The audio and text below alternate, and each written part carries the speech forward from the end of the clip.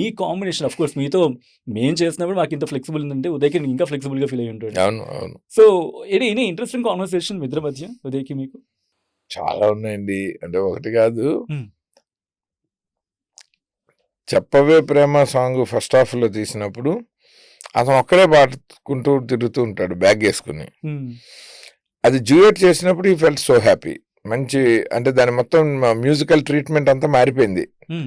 Complete ఒక dance number లాగా అయిపోయింది. దానికి సుచిత్ర మాస్టర్ బ్రహ్మాండంగా కంపోజ్ చేశారు. ఈ పాట ఆవిడే తీశారు, అదే ఆవిడే తీశారు. Hmm. ఇదంతా ఒక ఎమోషనల్ ట్రావెల్ లాగా తీసిన పాట ఇది. రేమా ట్రైన్లో వెళ్తూ ఉంటుంది, ఇతనేమో పొలాలను గట్లమ్మట ఒక మెరూన్ షర్ట్ వేసుకొని తిరుగుతూ ఉంటాడు, ఆ అమ్మాయి కోసం ఎదుగుతూ ఉంటాడు.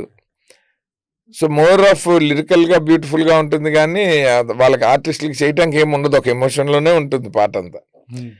బట్ వేరే ఇక్కడ సెకండ్ హాఫ్ లో ఆ అమ్మాయే ఈ అమ్మాయిని తెలిసాక వచ్చే డ్యూయట్ మలేషియాకి వెళ్ళి ఫారెన్కి వెళ్ళి అతని మీద ఫారెన్కి వెళ్ళి షూట్ చేసిన మొదటి అంటే కట్ చేస్తే సాంగ్ అంటేనే పెద్ద హీరో.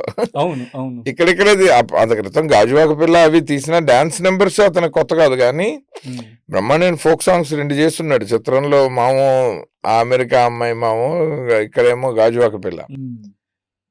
బట్ ఒక హీరోయిన్ తో రొమాన్స్ చేయటం కోసం ఒక హీరో ఫారెన్కి వెళ్ళి ఒక డ్యూయట్ విత్ డాన్స్ చేసాడంటే ఒక కమర్షియల్ హీరో అప్గ్రేడ్ అది.